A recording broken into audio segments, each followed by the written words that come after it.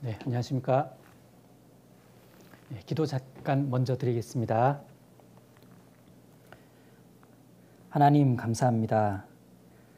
예수님 피로 구원해 주시고 주님의 몸된 교회 안에서 교사라는 귀한 봉사로 오늘까지 주님을 섬기는 신앙 할 수 있도록 도와주셔서 감사드립니다.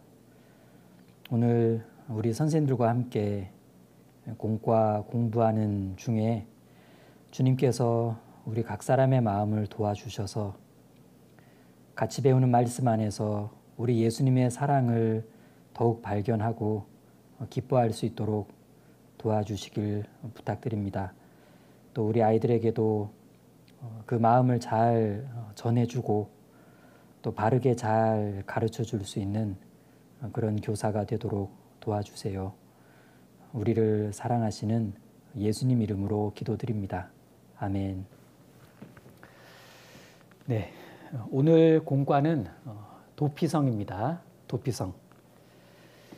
자, 이제 이 도피성에 관한 말씀은 출애굽기, 민수기, 신명기, 그리고 여호수아 이렇게 네 곳에 나옵니다.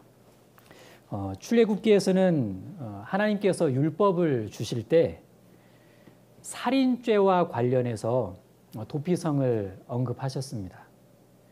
그리고 모세는 민수기와 신명기에 이 도피성 제도를 자세하게 이렇게 기록해 놨습니다.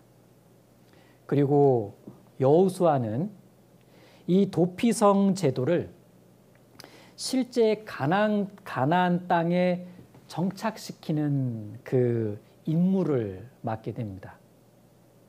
여호수아의 이 임무는 7년간의 가나안 정복 전쟁이 끝나고 그리고 지파별로 기업 분배하는 일이 다 끝나고 그 마지막 후속 조치로 이 임무가 이제 진행이 됩니다. 도피성, 그 의미는 받아들이는 성읍이라는 뜻입니다. 받아들이는 성읍. 그러면 누구를 받아들인다는 걸까? 억울한 죄인입니다. 특히 실수로 사람을 죽인 사람. 그를 오살자 이렇게 부릅니다. 오살자. 도피성은 이런 오살자가 달려왔을 때 기꺼이 받아주는 자비의 마을이었습니다. 자, 그럼 받아들인 다음에는 어떻게 하냐? 안전하게 보호해 줍니다. 그래서 보호의 마을이다. 이렇게 말할 수 있죠. 그럼 과연 안전했을까? 얼마나 안전했을까? 절대 안전지대였어요. 이런 도피성은 사람의 요청에 의해서 만들어진 것이 아니고 하나님의 일방적인 배려로 만들어진 제도였습니다. 그래서 받아들이는 성읍, 자비의 마을, 절대 안전지대, 하나님의 일방적인 배려 뭐 이런 것들을 이렇게 주목하다 보면 이 도피성은 궁극적으로 예수님을 가리킨다 이렇게 말할 수 있죠. 그럼 여호수아가 시행한 도피성 제도를 살펴보겠습니다. 여호수아 20장입니다. 예, 본문 찾겠습니다. 여호수아 20장. 여호수아 20장 1절부터 6절을 제가 읽겠습니다. 여호수아 20장 제목이 도피성 지정이죠. 예, 여호수아 20장 1절부터 6절입니다. 여호와께서 여호수아에게 일러 가라사대 이스라엘 자손에게 고하여 이르라 내가 모세로 너희에게 말한 도피성을 택정하여 부지 중 오살한 자를 그리로 도망하게 하라. 이는 너희 중 피의 보수자를 피할 곳이니라.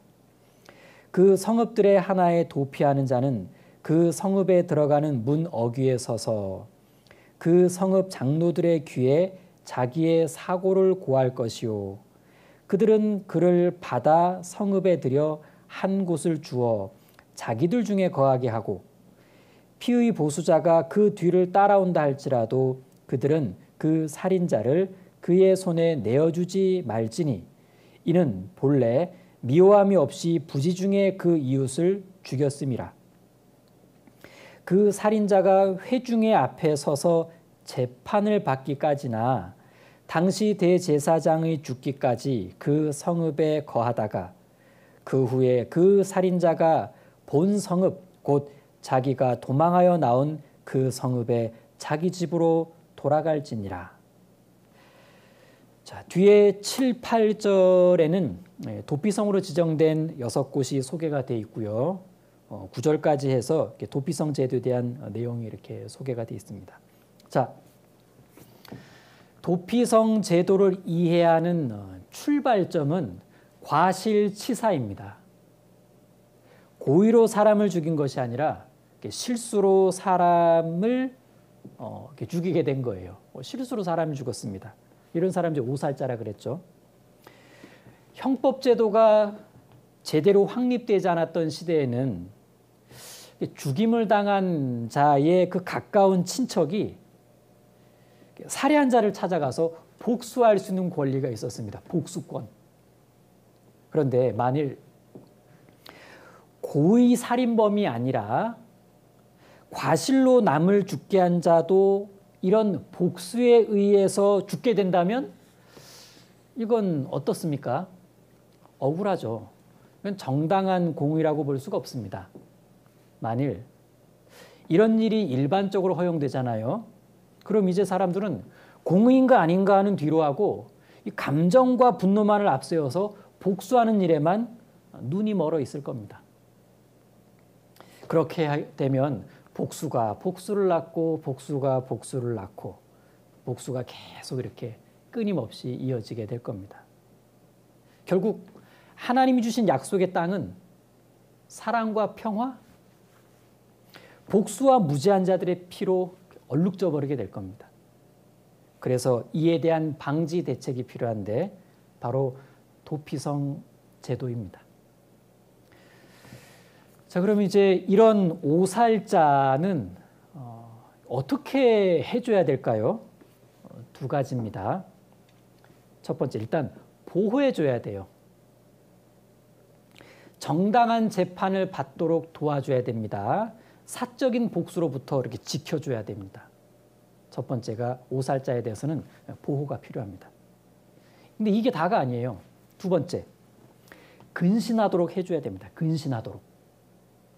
비록 실수로 사람을 죽였다 하더라도 결국은 자기 때문에 고귀한 생명이 이뤄진 것이기 때문에 이에 대해서는 좀 통탄해하고 좀 깊이 자책하는 것이 필요합니다.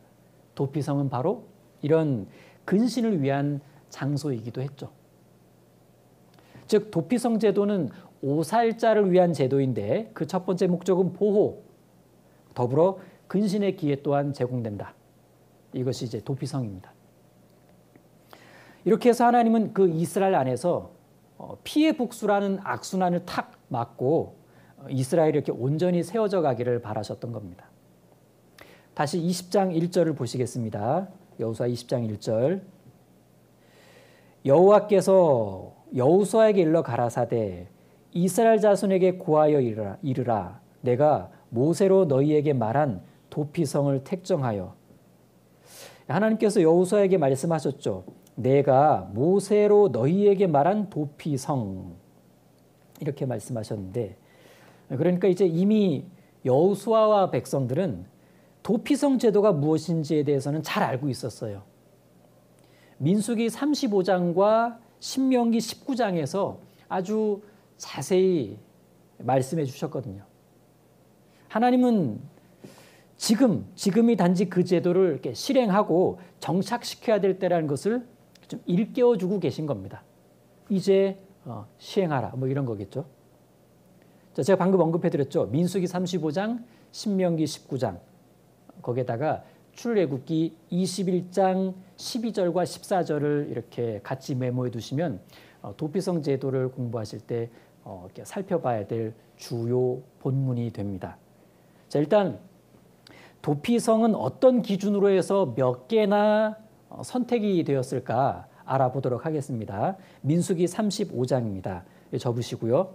민수기 35장. 자, 민수기 35장 보시겠습니다. 민수기 35장 6절입니다. 네, 민수기 35장 6절. 어떤 기준으로 몇 개냐? 35장 6절. 너희가 레위인에게 줄 성읍은 살인자로 피케할 도피성으로 6성읍이요 그 외 42성읍이라. 네, 이 아무 성이나 도피성이 될 수 있었던 건 아닙니다. 레위인들 성읍 중에서만 가능했습니다. 이 레위인은 특정 지역을 분배받은 것은 아니죠. 이미 다른 지파에 분배된 그 기업들 중에서 전국 각지에서 골고루 48개, 48개 성읍을 분배받았는데 그건 그들이 이 레위인들이요 전국 각지에 흩어져서 이스라엘 백성들의 신앙의 어떤 구심점 역할을 하게 한 겁니다. 자, 그 48개의 레위인들 성읍 중에서 6개가 도피성으로 지정이 됩니다. 자, 35장 9절을 보시면 9절 여호와께서 또 모세에게 일러 가라사대 이스라엘 자손에게 말하여 그들에게 이르라 너희가 요단을 건너 가나안 땅에 들어가거든 너희를 위하여 성읍을 도피성으로 정하여 그릇 살인한 자로 그리로 피하게 하라. 이는 너희가 보수할 자에게서 도피하는 성을 삼아 살인자가 회중 앞에 서서 판결을 받기까지 죽지 않게 하기 위함이니라. 너희가 줄 성읍 48개 중에 6으로 도피성이 되게 하되 새 성읍은 요단 이편에서 주고 동편에 3개, 새 성읍은 가나안 땅에서 주어 서쪽이죠. 도피성이 되게 하라. 골고루 6개 되게 하라. 15절. 이 6성읍은 이스라엘 자손과 타국인과 이스라엘 중에 우고하는 자의 도피성이 되리니 무릇 그릇 살인한 자가 그리로 도피할 수 있으리라. 자, 이제 이 도피성 제도를요. 가나안 땅 들어가기 직전에 모세가 아주 자세히 한 번 더 설명을 해주는데 신명기 19장입니다. 보시겠습니다. 신명기 19장. 신명기 19장 4절입니다. 신명기 19장 제목도 도피성 제도. 신명기 19장 4절 보시면 살인자가 그리로 도피하여 살만한 경위는 이러하니 곧 누구든지 본래 혐언이 없이 부지중에 그 이웃을 죽인 일 가령 사람이 그 이웃과 함께 벌목하러 살림에 들어가서 손에 도끼를 들고 벌목하려고 찍을 때 도끼가 자루에서 빠져 괄호 열고 아이쿠 가로 닫고 그 이웃을 맞춰 그로 죽게 함 같은 것이라. 이런 사람은 오살자는 그 성읍 중 하나로 어느 도피성이든 도피하여 생명을 보존할 것이니라. 그 사람이 그에게 본래 혐언이 없으니 죽이기에 합당치 아니하나 하나님의 마음이죠. 두렵건대 보수자의 마음이 뜨거워서 보수자의 마음입니다. 보수자의 마음이 뜨거워서 살인자를 따르는데 그 가는 길이 멀면 그를 따라 미쳐서 죽일까 하노라. 자, 여기서 문제. 도망가는 오살자의 마음이 더 뜨거울까요? 아니면 죽이려고 뒤쫓아가는 보수자의 마음이 더 뜨거울까요? 누구 마음이 더 뜨거울까요? 예, 뒤쫓아가는 보수자의 마음이 더 뜨겁습니다. 여기 6절 보신 중간의 말씀처럼 보수자의 마음이 뜨거워서 이런 거겠죠. 내 친족을 죽인 원수, 내게 있는 권리로 반드시 널 잡아가지고 복수하고 말겠어. 자, 이러면서 이제 죽이려고 혈안이 되어 있을 겁니다. 얼마나 마음이 뜨겁겠습니까? 뜨거운 마음에 엄청 빨리 달릴 거예요.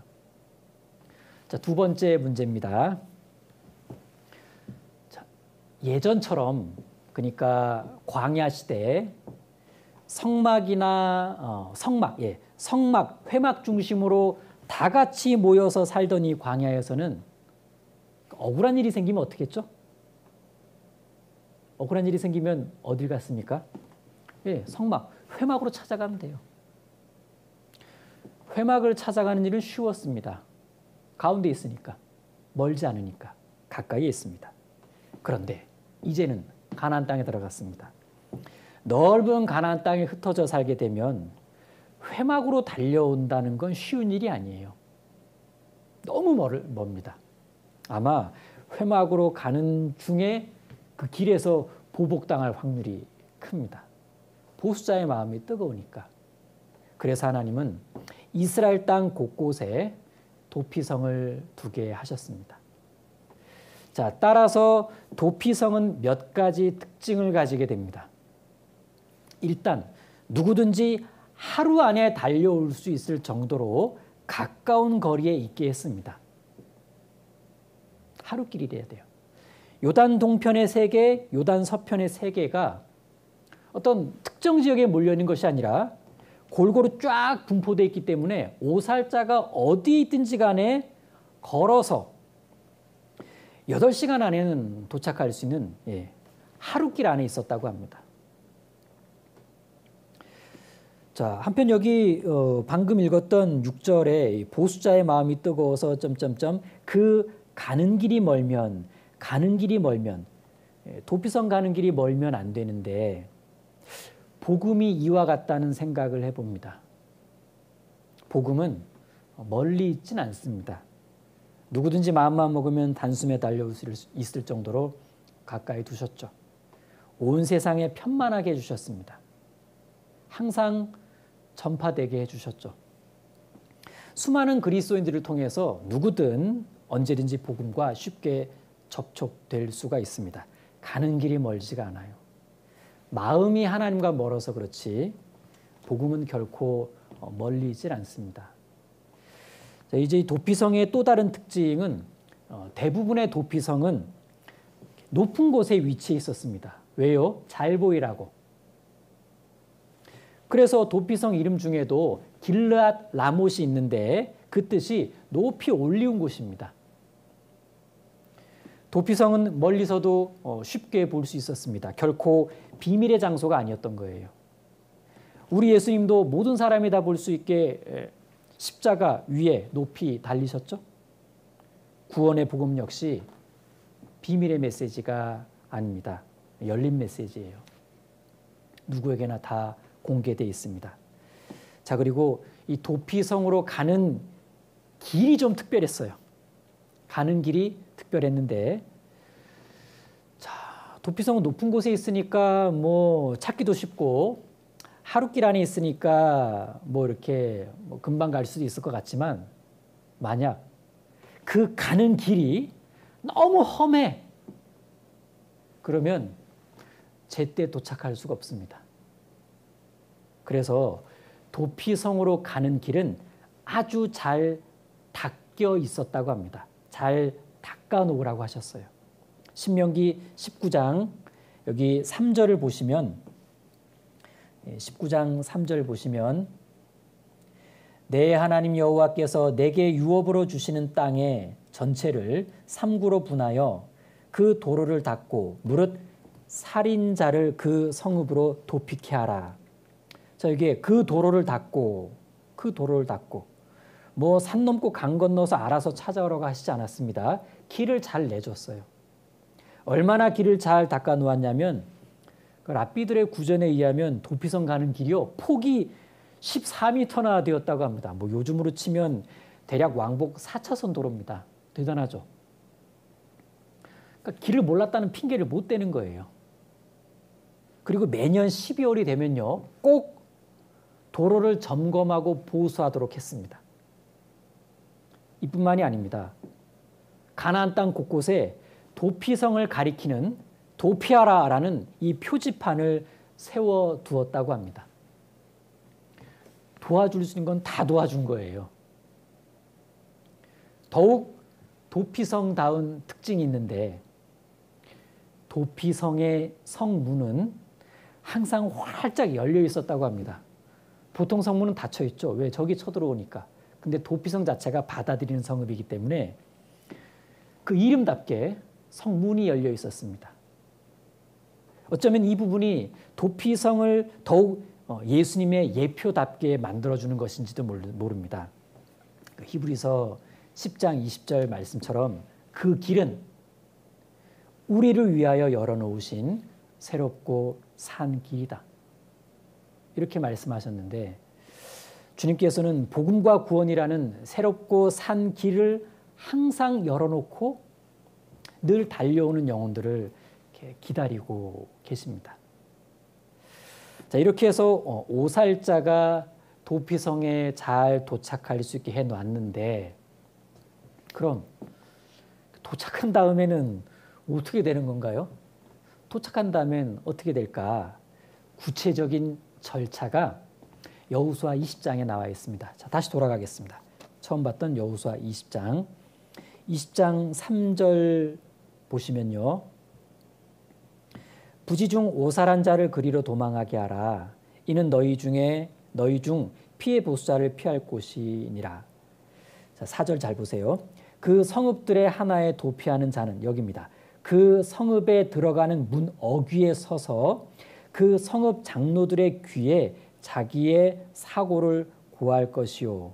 여기 그 성읍에 들어가는 문 어귀에 서서 일단 성문 앞에 바로 딱 서야 됩니다. 거기서 이 사람이 이 도피성으로 피할 자격이 있는 사람인지 여부를 이렇게 판단하게 돼요. 만일 도피성을 찾아온 사람이라 할지라도 조사해 보니까 과실 아니네. 이거 완전 누가 봐도 고의네. 그렇게 드러나면 오히려 붙잡아가지고요. 보수자한테 이렇게 넘겨주게 됩니다. 그 부분은 신명기 19장 11절, 13절 부분에 소개가 되어 있습니다. 자, 그러니까 이 도피성문 앞에서의 딱 서서 어떤 사전조사를 받는 그것은 일종의 판결 행위와도 같았습니다. 자, 그 다음 보시면은 4절에 그 성읍 장로들의 귀에 자기의 사고를 고할 것이요. 자, 장로들의 귀에다가 이 살인 사건의 전후 상황을 잘 설명해 가지고 자기는 고의로 살인하지 않았다라는 사실을 객관적으로 증명해내야 됩니다. 뭐 그냥 저 아시죠? 저는 절대 그럴 사람이 아니에요. 저 안 죽였어요. 믿어주세요. 뭐 이런 단순 주장 이렇게 뭐 어떤 그 딱 감정 표현으로는 도피성에 들어올 수 있는 자격을 얻을 수는 없었습니다. 자, 4절 그 뒤에 더 보시면 그들은 그를 받아 성읍에 들여 한 곳을 주어 자기들 중에 거하게 하고.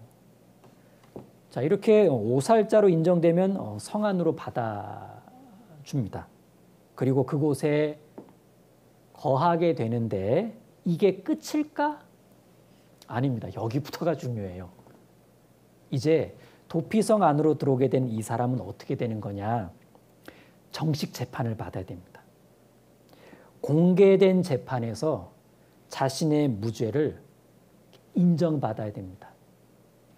자, 물론 도피성 안으로 들어오기 전에 성문 앞에서 이제 고의적인 살인인지 과실치사인지를 이렇게 간단히 조사를 받긴 했습니다만 성 안으로 들어온 다음에는 다시 정밀 조사를 받아야 돼요.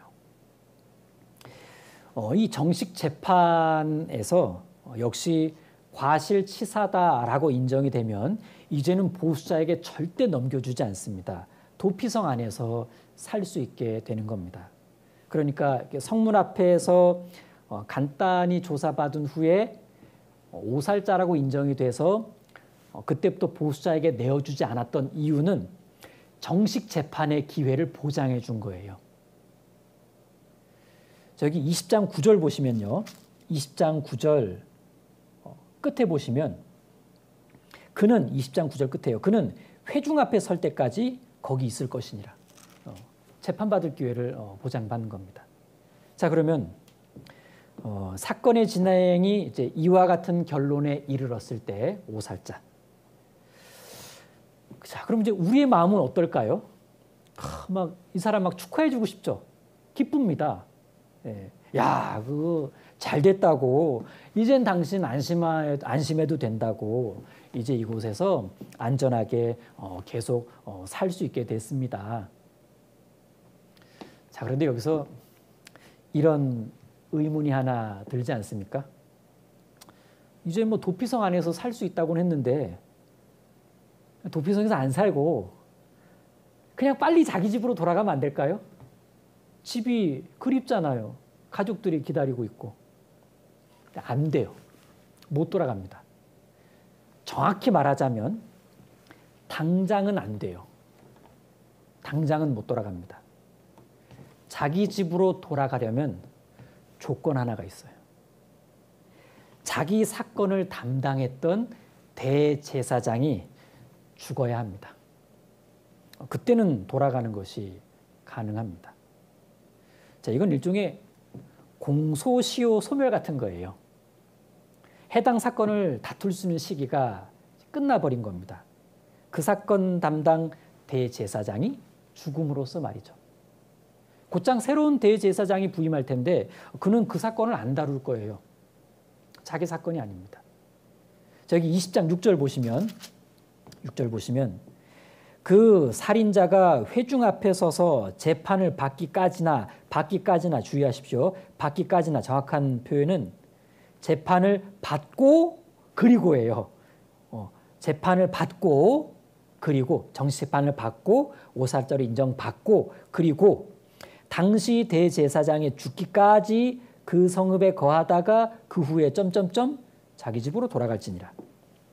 결국 도피성으로 도망온 오살자가 가족들이 기다리는 자기 집으로 안전하게 돌아갈 수 있으려면 두 가지, 즉 정식 재판에서 과실치사라는 것을 인정받아야 되고 두 번째, 해당 사건 대제사장이 죽어야 됩니다. 그때 진정한 자유가 주어집니다. 마치 우리가 죽음의 권세에서 해방된 것이 대제사장 되시는 예수님이 죽으시고 다시 부활하심으로써 우리가 진정한 자유를 얻게 된 것처럼 그것과 참 흡사합니다. 그리고 대제사장이 죽기까지는 이 도피성 안에서만 살게 한 이유가 또 있습니다. 왜 굳이 여기서 꼭 살게 했을까? 제가 아까 시작할 때 이 도피성 제도는 오살자에 대한 보호와 근신 이 두 가지 큰 틀에서 이해하면 유익하다고 말씀드렸는데, 자, 그렇습니다. 오살자가 이 도피성에서 거주하는 그 기간은 어떤 근신 기간과도 같았습니다. 비록 실수로 사람을 죽였다 하더라도 결국 자기 때문에 고귀한 생명이 이뤄진 거니까 오살자는 이에 대해서 좀 통탄해하는 마음이 있어야 되고 깊이 자책하는 것이 합당했던 거예요. 그래서 이 도피성 안에서 일단 생명을 보존해 준 것에 대한 그 감사의 마음은 기본이고, 이 대제사장이 죽기까지는 어떤 근신의 마음과 자세로 살게 했던 겁니다. 실수한 자에게도 근신은 필요했던 겁니다. 자, 이걸 한번 생각해 보시죠. 만일 이렇게 안 하고 재판에서 오살자로 확정되기만 하면 그냥 마음대로 고향에 돌아가서 자유롭게 살 수 있게 해줬다면 어떻게 될까요? 그 죽은 자의 친족들이 속이 부글부글할 겁니다. 눈에 보이잖아요, 저 사람이. 과실로 죽였든 뭐 어떻게 했든지 간에 저 사람 때문에 내 가까운 가족이 죽었으니까. 근데 저 사람이 웃고 다녀. 행복해. 잘 살아. 죽은 자의 친족들의 감정을 자극하게 됩니다. 복수심을 더 불러일으킬 겁니다. 그래서 이런 복수심을 자극하는 것을 막고 어떤 그들의 어떤 보수자의 그 마음들을 좀 이렇게 다소 누그러뜨릴 수 있는 시간적인 여유가 필요한데, 그게 바로 보수자로부터 오살자를 분리 격리시키는 도피성 생활이라는 겁니다. 자, 이런 관점에서 보면요, 기가 막힙니다. 이 도피성 제도가 이 당시가 고대 사회라는 것을 감안할 때 보면은 상당히 뛰어난 법인 겁니다. 피해자와 가해자, 양편 모두를 배려한 굉장히 섬세한 법이거든요. 그런데 만일 이 오살자가 도피성에 살다 보니까 답답해. 그래서 어느 날 밖으로 나갔습니다. 그러다가 뭔 일 생기면 어떻게 될까요? 자, 민수기 보겠습니다. 민수기 35장입니다. 아까 봤던 민수기 35장 26절입니다. 민수기 35장 26절. 자, 민수기 35장 26절부터 28절을 제가 읽겠습니다. 그러나 살인자가 어느 때든지 그 피하였던 도피성 지경 밖에 나갔다 하자. 피를 보수하는 자가 도피성 지경 밖에서 그 살인자를 만나 죽일지라도 위하여 피 흘린 죄가 없나니 이는 살인자가 대제사장이 죽기까지 그 도피성에 유하였을 것임이라. 대제사장의 죽은 후에는 그 살인자가 자기의 산업의 땅으로 돌아갈 수 있느니라. 그때까지 기다리지.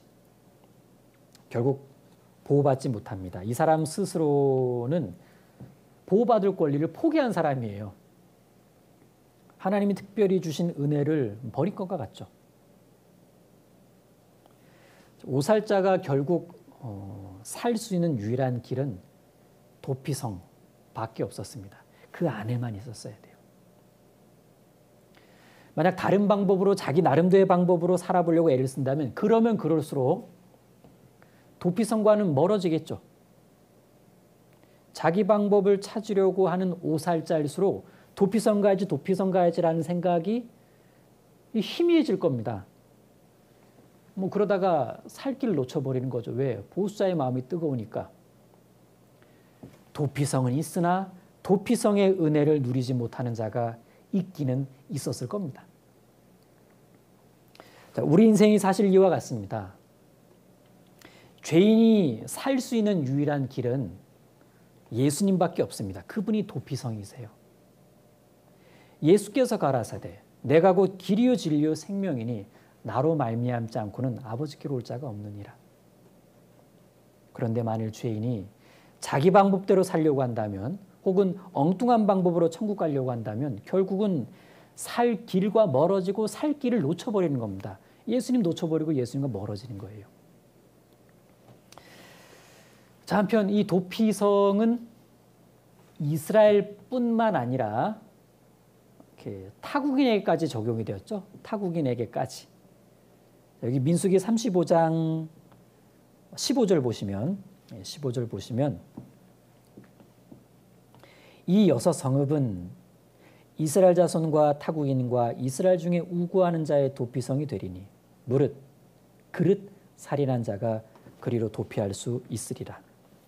그러고 보면 역시 도피성은 온 세상 사람들의 구세주가 되어주신 예수님을 예표합니다. 온 세상 사람들을 위한. 자, 그럼 이제 이런 궁금증이 혹시 생기지 않습니까? 자, 도피성 안에서 살게 된 오살자는 그곳에서 어떻게 생활했을까요? 뭐 죄인 취급받지는 않았을 텐데 여하튼 들어갔다는 말씀만 있지 뭐 어떻게 살았다는 내용은 없습니다. 자, 제가 한번 문제를 내볼게요. 자, 우리끼리 문제입니다. 객관식이에요. 자, 오살자 그들의 도피성 생활은 어떠했을까? 1번 맨날 눈치 보면서 살았다. 2번 눈치 볼 필요 없이 살았다. 자, 몇 번일까요? 네, 2번 눈치 볼 필요가 없었을 겁니다. 왜? 자, 보세요. 이제 제가 오살자입니다. 열심히 달려가가지고 도피성 드디어 들어갔어요. 정시재판까지 다 받았습니다. 자, 그래서 이제 도피성 안에서 딱 생활을 하려고 딱 정착을 딱 했는데 보니까 내가 일본 오살자가 아니었던 거예요. 나보다 먼저 들어온 오살자님들이 이미 많더라라는 겁니다. 내가 한 200번째 오살자 되려나? 그러니까 나 같은 처지에 있는 사람들이 이미 많이 살고 있더라라는 거예요. 도피성이니까 그러지 않았겠습니까? 그들은 나를 위로해 주었습니다. 여기까지 오는데 무서우셨죠? 그리고 그런 일을 당해서 억울하셨죠. 힘드셨죠. 고생하셨겠어요. 이젠 안심하세요. 안심하세요. 이제 막 들어온 나를 위로해 주었고 격려해 줍니다. 축하도 해줬어요. 그리고 이곳 도피성에서의 생활에 대해 자세하게 알려주었습니다. 지금부터 구체적으로 뭘 하면서 살면 되는지를 많은 선배 오살자님들께서 친절하게 알려주시더라. 그래서 마음이 아주 편안해지고 감사한 일들이 점점 많아졌습니다. 자, 도피성 사람들이 어떻게 사나 이렇게 쭉 한번 지켜봤습니다. 그들은 서로를 미워하지 않았습니다. 그럴 필요가 없었던 거예요. 서로를 이해하며 살았습니다. 아무도 자기가 잘나서 이곳에 들어온 사람들이 없었습니다. 다 하나님의 은혜로 생명의 건짐을 받은 사람들이었습니다. 그래서 서로를 불쌍히 여겨줬고 같은 은혜를 입은 사람들끼리 서로 가족처럼 여기면서 살았습니다. 도피성에 들어올 때는 비참한 운명 때문이었지만 이곳에 들어오고 나서 보니까 어쩌면 도피성에서 살게 된 건 오히려 너무나 잘된 일이라는 생각을 해보기도 합니다. 이야, 이런 곳이 다 있다니 정말 여기 들어오기 잘했다. 받아들이는 성읍, 도피성은 내게는 자비의 마을이었고 진정한 평안을 준 마을이 되었습니다. 이 마을이 바로 교회입니다. 교회 마을. 도피성에서의 생활을 참 궁금해하면서 묵상을 하다 보니까 그렇구나.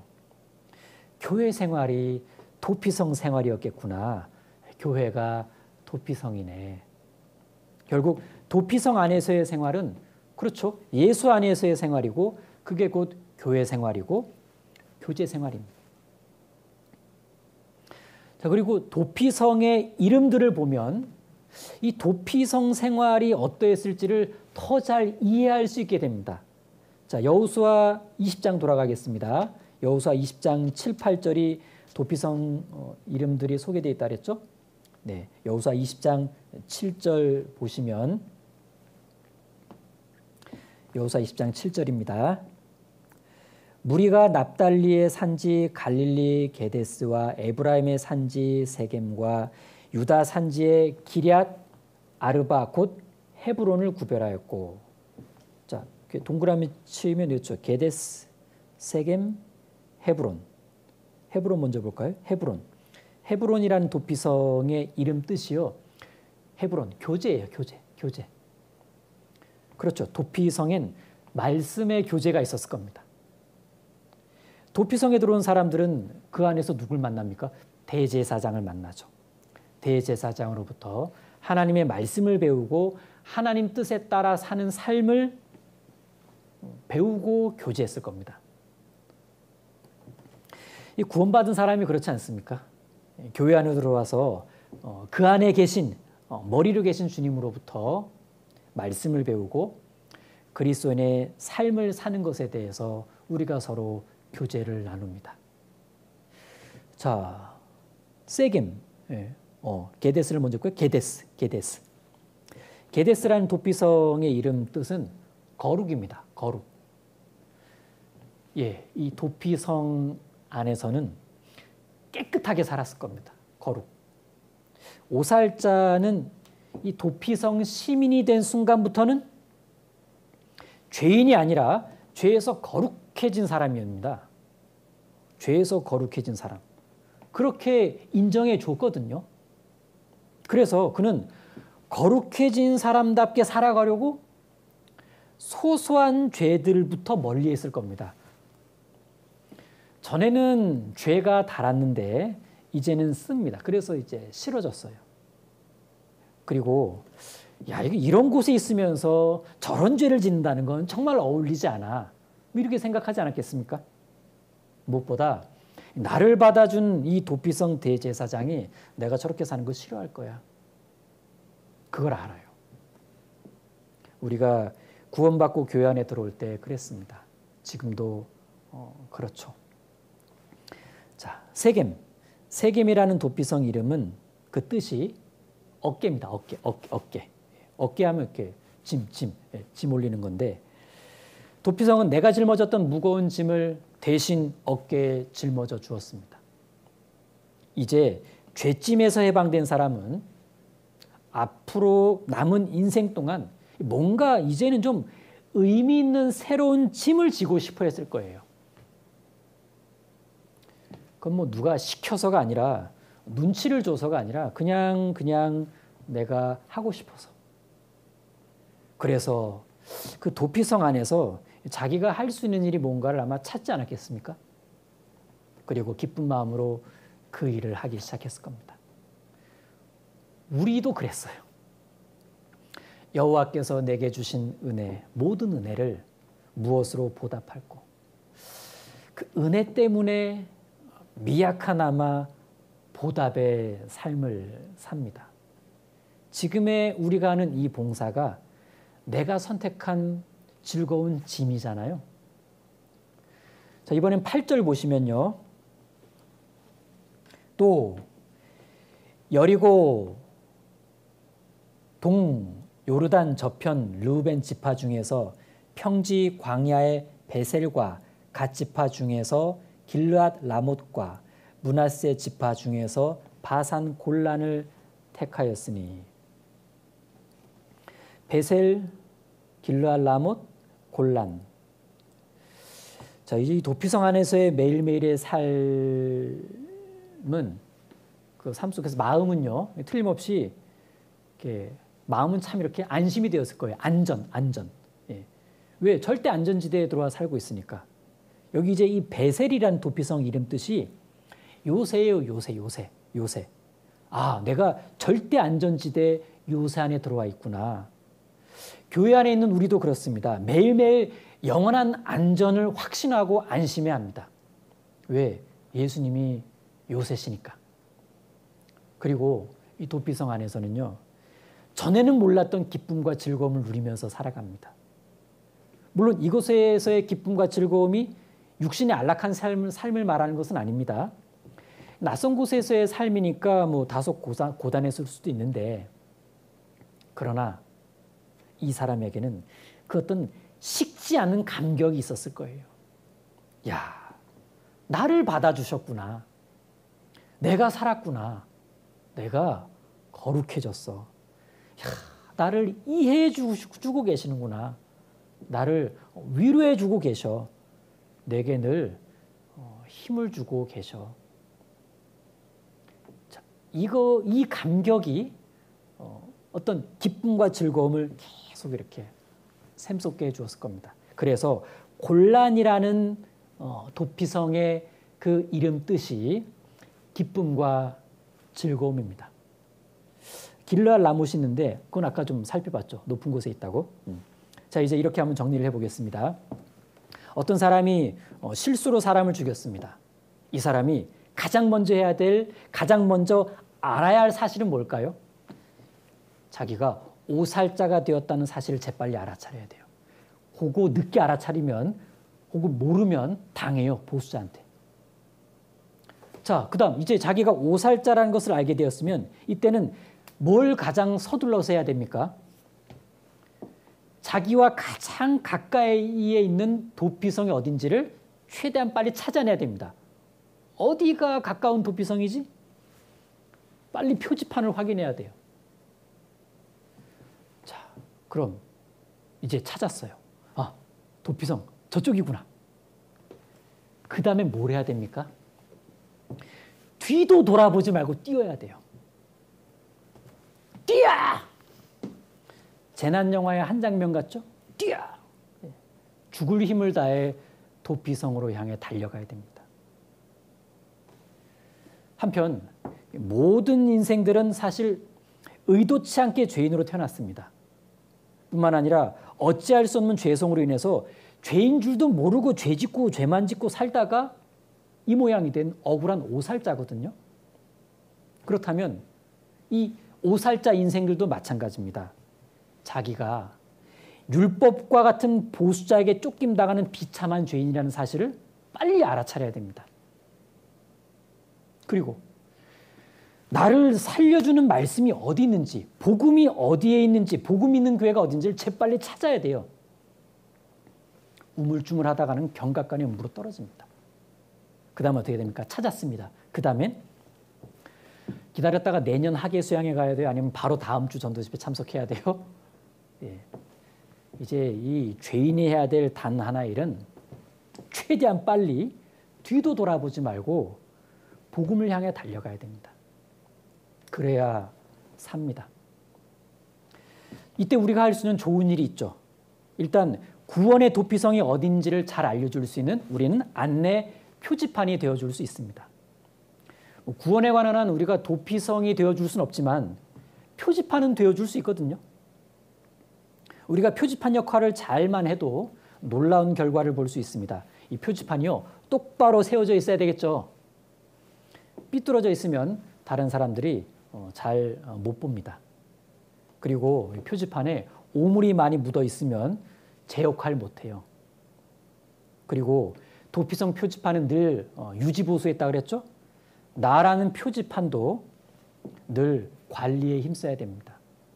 즉 반듯하게 살아가고 죄를 묻히지 말고 혹이나 묻었다면 빨리 씻고, 그렇게 함으로써 지나가는 사람들이 나를 보고 아, 저기구나, 인생의 방향을 예수님께로, 복음을 향해 바로 틀 수 있도록 우리가 안내해 줄 수 있다는 얘기입니다. 안내 표지판, 도피성 표지판.